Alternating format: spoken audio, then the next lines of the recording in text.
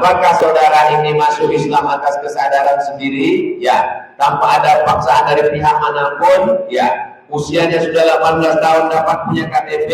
Ya. Bersedia membubuhkan tanda tangan di atas materai 6.000, sekarang sudah naik jadi 10 seiring dengan harga bensin? Ya. Asal itu cukup loh, tak ada izin ayah, izin emak. Kita tengok situasinya. Nanti udah sampai masanya, baru kasih tahu dia baik-baik. Assalamualaikum warahmatullahi wabarakatuh. Bapak, Ibu, Abang, Kakak, Adik, sahabat jamaah dimanapun berada, jangan lupa ikuti terus channel dakwah Ustaz Abdul Somad. Berkah selalu. Assalamualaikum warahmatullahi wabarakatuh. Saya sering ditanya orang tua, masih ada uang apa tidak? Tapi saya selalu bohong dengan menjawab ada, padahal tak ada. Saya bohong karena takut orang tua khawatir. Bagaimana hukumnya Pak Ustadz?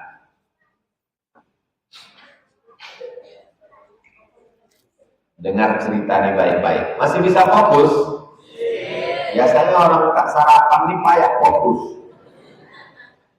Datanglah tamu ke rumah Nabi. Datang tamu ke rumah Nabi. Ditanya Nabi istrinya, ada makanan kita? Tak ada ya Rasulullah. Nabi bertanya ke jamaah, ada yang siap menerima tamu nih? Datang satu orang. Tamu itu di rumah kami aja lah Rasulullah. Yalah, bawalah tamu nih. Dibawalah tamu nih ke rumah sahabat. Sampai di rumah, sahabat ini bertanya ke bininya, ada yang bisa kita masakkan untuk tamu kita ini? Kata tamunya, ada, cukup untuk makanan anak kita satu orang. Kok itu masalah? Masak. Dimasakkan, diletakkan dalam piring, sesudah diletakkan, disuguhkan, pas disuguhkan, matikan lampu. Mati lampu. Itu bedanya zaman dulu sama sekarang. Zaman dulu lampu itu mati dimatikan. Sekarang tak dimatikan, itu mati sendiri. Namanya pemadaman bergilir.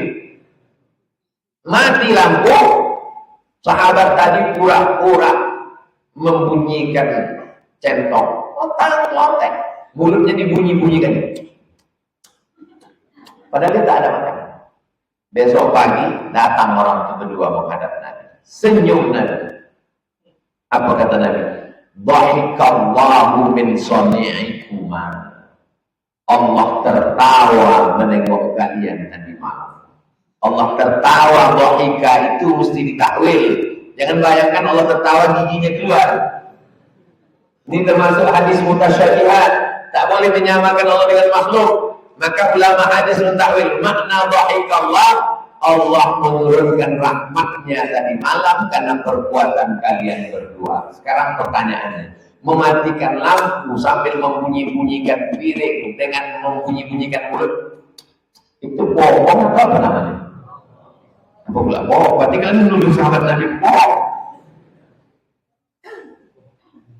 Itu namanya hilah. Apa namanya? Hilah.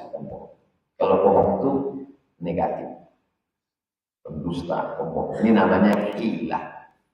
Tiba-tiba terjadi perang. Datang lagi Belanda. Karena ditengoknya Indonesia ini banyak batu bara, nikel, uranium, emas. Datang dia lagi. Apalagi dapat dia berita katanya senjata Indonesia hanya cukup berperang untuk 1 hari. Perang 1 hari habis. Rusia sama Ukraina tak habis-habis sampai sekarang. Datang lagi Belanda. Tiba-tiba masuk dia ke Jalan Kamboja. Masuk ke rumah antum. 5 menit sebelum masuk ke rumah antum, saya sudah masuk duluan.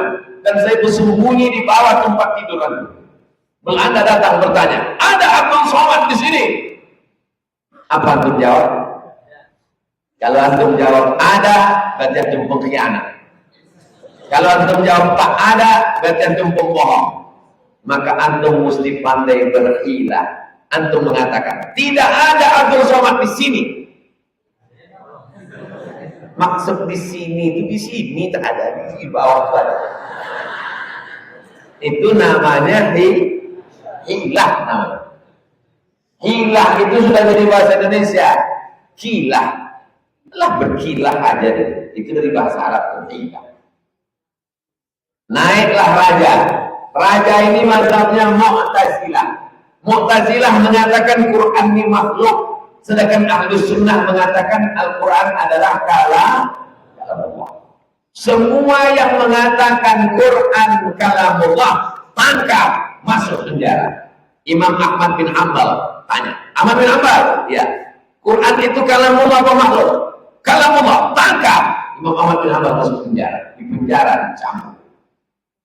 Imam Syafi'i tanya, Syafi'i, Al-Quran itu kalamullah apa makhluk? Zabur, Taurat, Injil, Quran, keempat-empat ini makhluk. Imam Syafi'i tanya, apakah Imam Syafi'i mengatakan Quran itu makhluk? Tidak, maksud dia ini keempat-empat ini hanya. Keempat-empat ini makhluk. Imam Syafi'i tak bisa dilawan. Imam Syafi'i itulah orang pertama yang menyusun ilmu usul. Banyak orang yang paham Quran, paham hadis, tapi untuk menyusunnya sistematis menghasilkan hukum, Imam Syafi'i. Kitabnya yang pertama judulnya Ar-Risalah. Gimana bentuk Ar-Risalah itu Pak Ustaz? Kau udah berapa lama punya handphone? Kenapa tak kau pakai?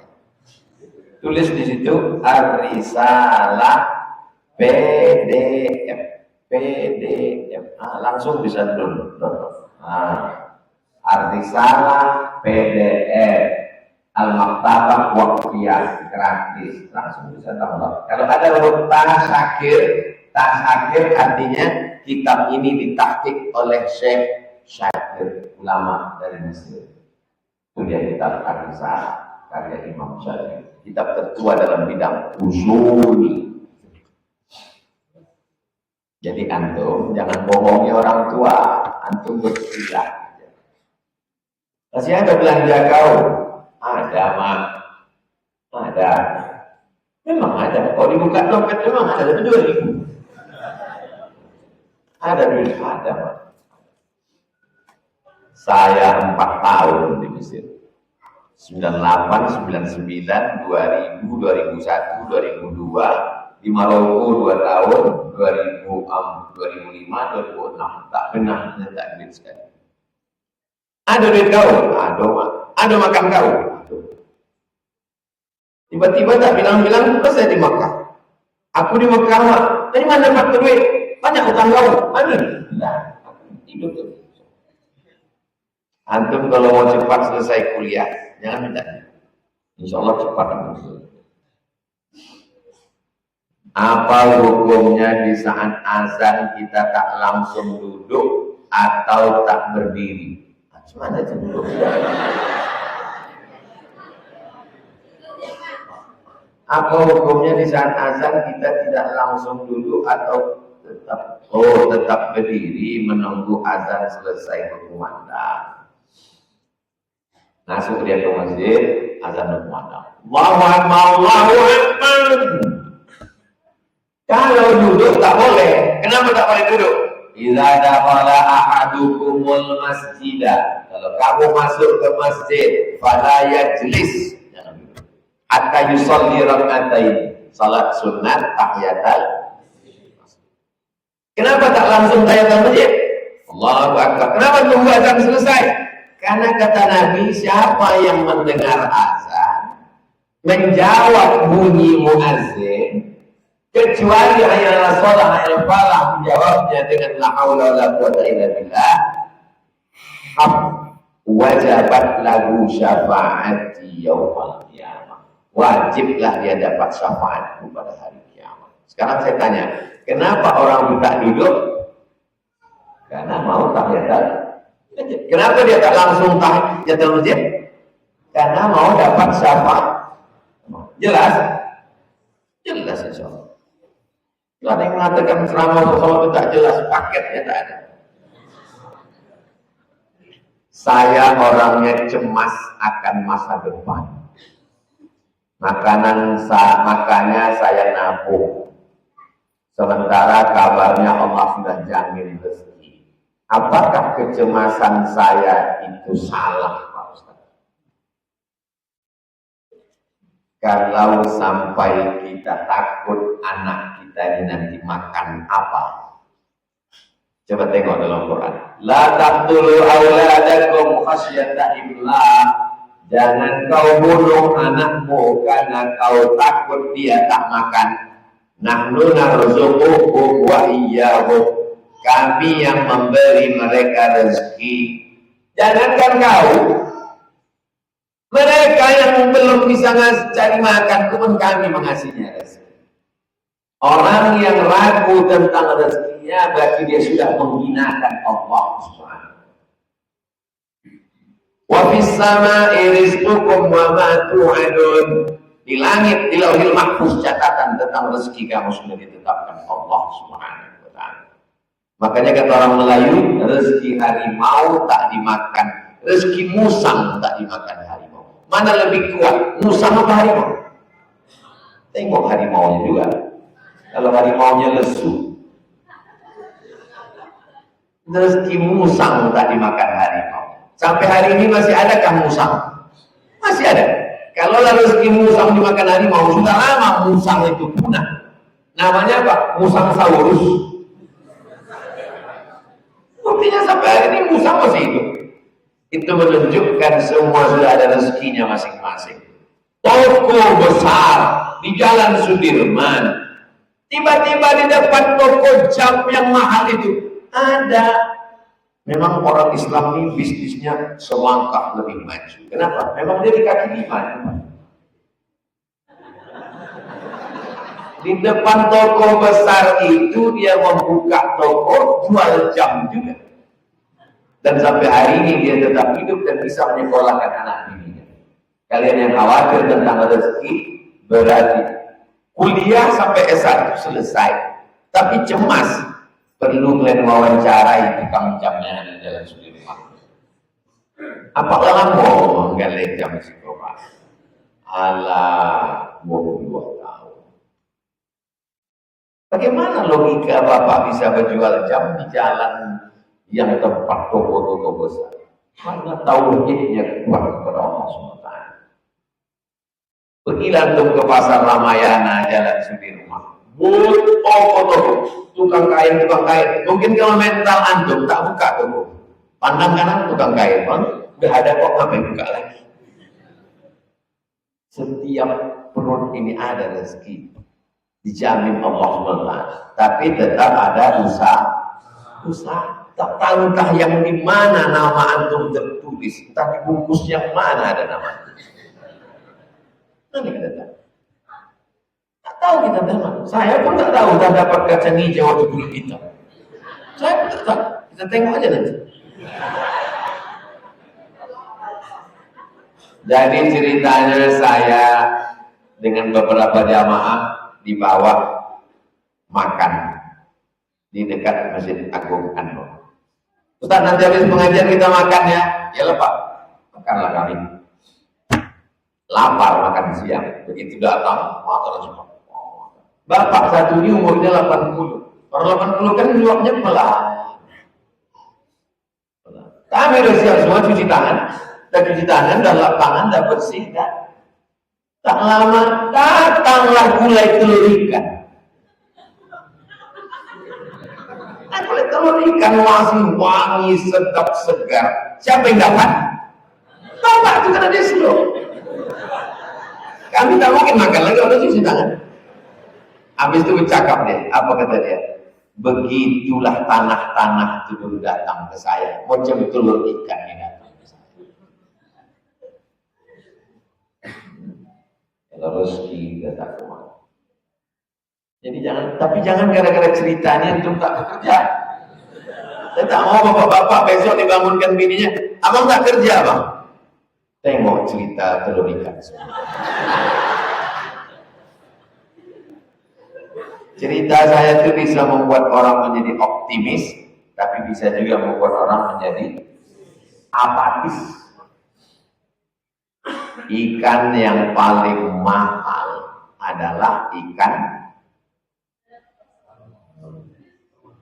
satu onnya 1 juta. Namanya ikan Napoleon. Tulislah ikan termahal. Ada ikan terus ikan termahal.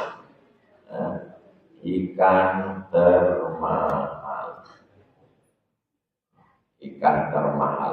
Bukan ini ikan hias nih. Ikan termahal dimakan. Karena ada mahal tak untuk dimakan, tengok aja. Kita nengok ikan itu nengok kita. Kata ikan, duit kau habis. Ikan paling mahal dimakan namanya ikan Napoleon. Macam mana bentuknya Pak Ustaz? Ikan Napoleon. Itu dia nampak. Tidak bisa digoreng, saking banyaknya lemaknya. Kalau digoreng tak masak-masak dia, maka masaknya masak steam. Pasti makan, inilah untuk Ustaz makan. Ikan Napoleon ini bertelur, telurnya 300.000 di dalam telur ikan Napoleon. Dipancing oleh nelayan di laut Natuna. Begitu dipancing, pas mau dimakan, apa kata bininya? Tak usahlah kita makan, Bang. Bagus kita jual, anak kita mau ujian, duitnya untuk sekolah, tak jadi dimakan. Akhirnya ikan itu pun dijual sampai ke Pekanbaru. Sampai di Pekanbaru belanjalah orang-orang kaya di pasar bawah sambil menunjuk jam. Ini berapa sekilo? Dipotong orang itu, diletakkanlah di meja makan yang bisa berputar. Zaman dulu kita berputar, zaman sekarang meja itu berputar. Kira-kira kalau saya, wali kota, kapolres, dan dim makan bersama, siapa yang duluan makan? Saya dulu. Saya duluan makan. Makanya kalau ada di makanan keracunan, siapa dulu mati? Saya dulu mati. Jangan Pak Ustaz. Kalau memang sudah takdir saya, yang menangkap itu pun tak mau makan. Ibu Dharma wanita itu pun tak mau makan. Pak Wali Kota pun tak mau makan. Saya yang makan. Yummy. Kalau rezeki kita akan kemana? Kenapa kalian khawatir? Tetap ada usaha dan ikhtiar. Ini air ini untuk saya atau untuk panitia? Ini untuk saya ini. Dua lagi dikasihnya. Untuk saya. Tapi kalau saya tak ada usaha untuk membuka hidupnya, menuangnya ke mulut, mau dia masuk. Jelas? Jangan potong penjelasan saya. Usaha, ikhtiar, al-kasbu, doa, tawakal. Setelah itu ada satu lagi. Husnul shon. Dapat? Alhamdulillah. Tak dapat? Ada rencana Allah yang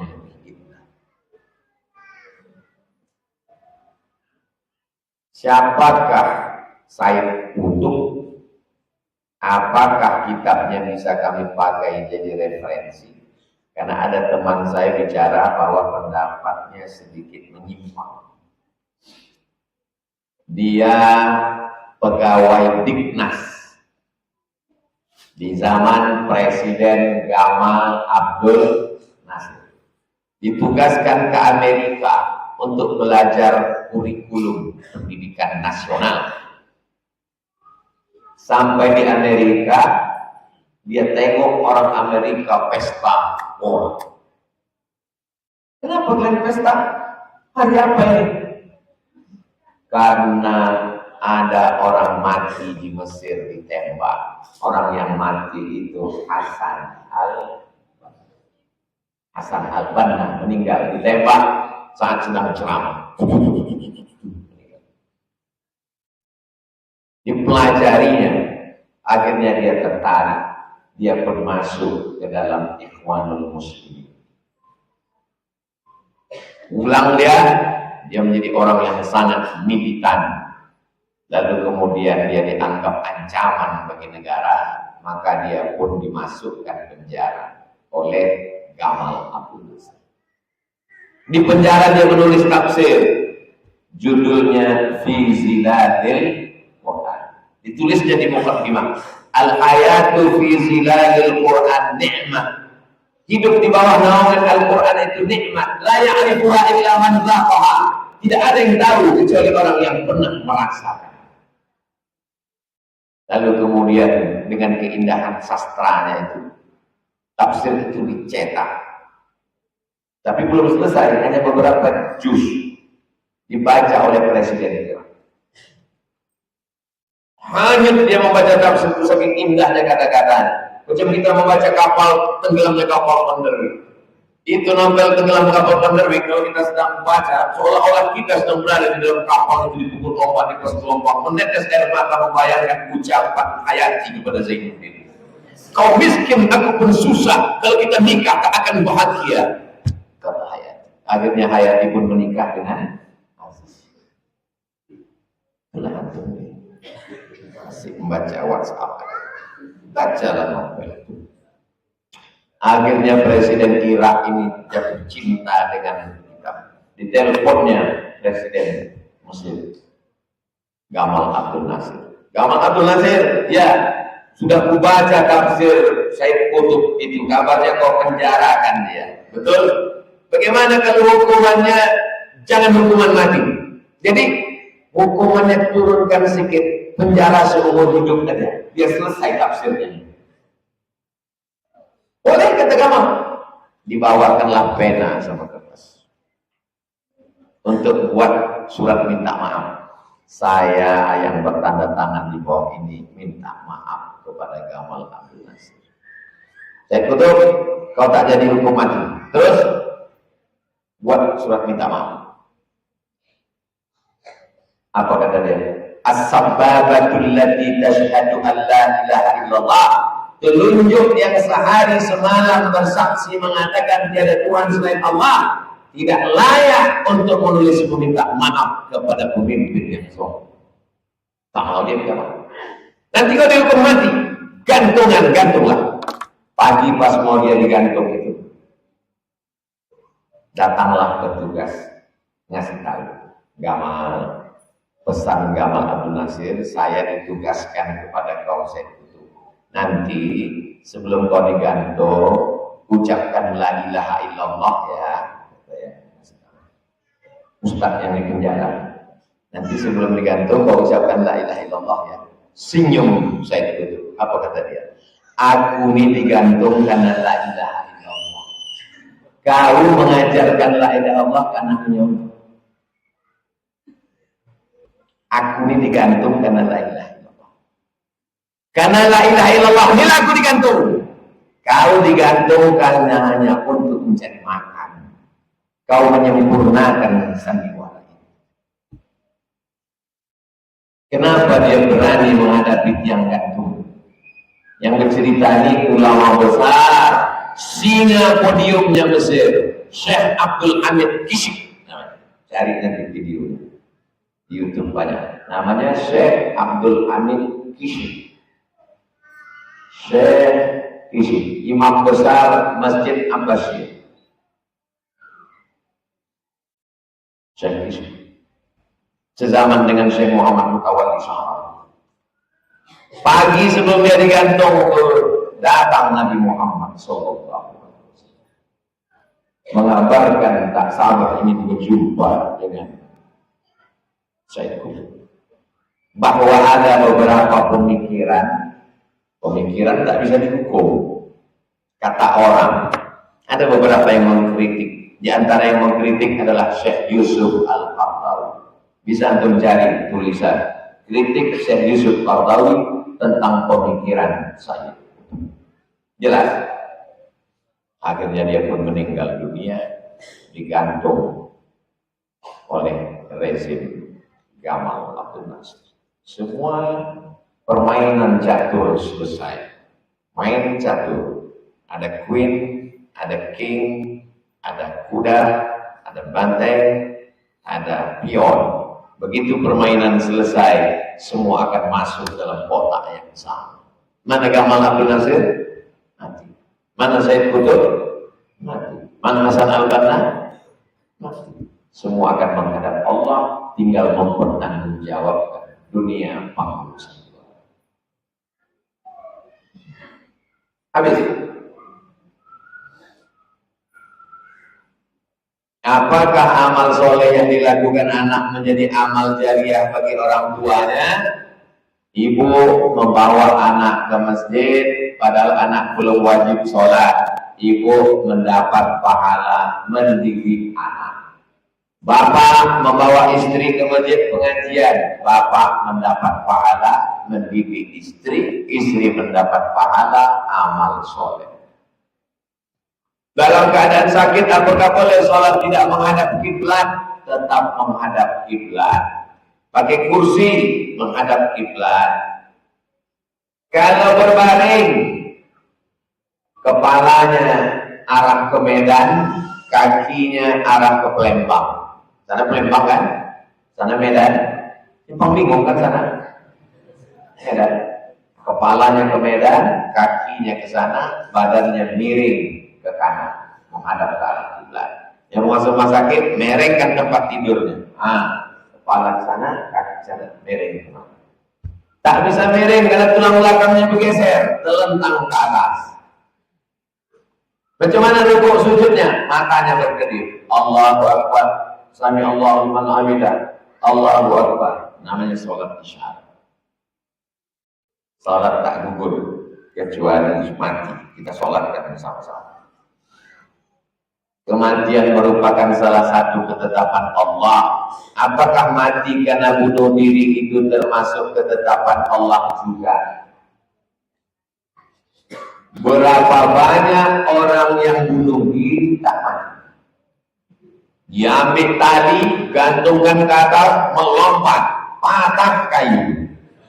Berat dia 120, kayu lapu. Diminum, buka tak botol, minum, tak mati. Rupanya sudah diganti lakinya minyak lampu. Disangka botol racun tikus. Dicari dari kereta api, tidur, bunyi kereta api. Rupanya salah rel sebelah yang lewat. Kalau tak mati kata Allah. Diminum racun tikus. Datang tetangga, dituangkan ya susu kental manis. Ini air. Antum tuangkan susu kental manis. Susu kental manis turun ke bawah, air nih keluar. Jadi kalau ada orang minum racun, tuangkan susu kental manis banyak-banyak, ada 3 kaleng, keluar racun, hidup gemuk pula lagi karena susu. Kalau tak mati kata Allah tak mati. Kalau tak mati kata Allah tak mati. Tapi kalau mati kata Allah sedang ceramah pun mati, sedang mengaji pun mati, sedang khutbah pun mati. Dia mati bukan karena dia bunuh diri, mati karena sudah ada ajalnya. Jadi dosanya mana? Dosanya karena perbuatannya minum racun itu. Paham? Matinya bukan karena bunuh dirinya itu. Matinya karena Allah sudah menetapkan ajalnya. Lan tamuta nafsun, orang tak mati qabla an tastakmila rizqaha wa ajalaha. Sebelum rezeki ajal penuh orang tak akan mati. Lama hidup banyak dirasa banyak saya tengok orang mati. Kalau tidak kata Allah tak mati. Tak mati. Lalu di mana dosanya? Dosa dia karena menghunjamkan pisau ke jantung, maka nanti dia di neraka jahanam khalidan mukhalladan fiha abada. Selamanya dia akan menghunjamkan api neraka. Kalau dia minum racun, maka dia akan menuangkan api neraka. Kalau dia terjun dari gedung tinggi, maka selamanya khalidan mukhalladan fiha abada. Jangan bunuh diri. La taqtulu anfusakum. Jangan bunuh diri. Innallaha kana bikum rahima. Allah sayang. Sayang Allah lebih luas. Ada di antara antum yang mau bunuh diri, ada di antara antum yang mau bunuh diri. Pesan saya, datang dulu ke jalan Kamboja, jumpa dulu saya. Nanti setelah jumpa saya, terserahlah mau bunuh diri. Saya ajarkan gimana caranya biar cepat mati. Jika seorang anak perempuan mau nikah, dia menelpon orang tuanya di kampung, kemudian orang tuanya mengancam kalau nikah dengan orang tersebut, sedangkan niat anak itu baik, jangan-jangan nulisnya calon lakinya tuh. Terus si anak tadi pun menikah tanpa memberitahu orang tuanya lagi. Apakah hukumnya? Dan setelah 1 tahun lebih menikah dia punya anak, barulah dia memberitahu orang tuanya bahwa dia sudah nikah dengan laki-laki yang diancam orang tuanya. Kemudian orang tuanya pun menikahkan lagi anaknya di kantor tua. Mazhab Syafi'i, la nikaha illa biwaliyin, tidak sah nikah kecuali dengan wali, ayah atau abang, adik, abang ayah, adik ayah. Tak sah nikah kalau tak pakai wali. Mazhab Syafi'i, la nikaha illa biwaliyin, tidak sah nikah kecuali dengan wali, wa syahidai adlin. Kalau seorang wali ayah tak setuju, maka si anak punya hak untuk mengadu ke pengadilan agama. Pengadilan agama Kota Pekanbaru ada formulirnya. Nanti hakim akan mengalihkan ke wali, paling tinggi ayah. Ayah tak setuju, dialihkan ke atuk. Atuk sudah mati, dialihkan ke abang. Abang meninggal, dialihkan ke adik. Adik tak ada, dialihkan ke abang ayah. Abang ayah tak ada, diwalikan ke adik ayah. Semuanya ditelan tsunami. Fasultanu waliyun man la waliyalaha, maka walinya adalah waktu. Jadi kalian adik-adikku yang tak disetujui karena kenapa dia tak setuju? Aku tak setuju sama calon laki kau. Kenapa? Karena dia peminum khamar. Yang benar anaknya atau apa? Apanya? Aku tak setuju sama calon laki kau tuh. Kenapa? Dia pemain judi online. Kok bapak tahu? Dia lawannya pemain.